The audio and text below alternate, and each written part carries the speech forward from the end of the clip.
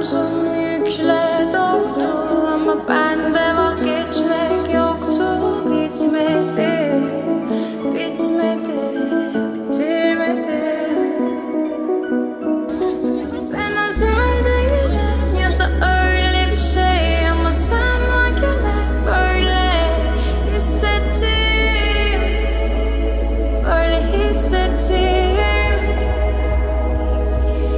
Yanan her şey gülme olmalı, bunu sen de hatırlarsın da artık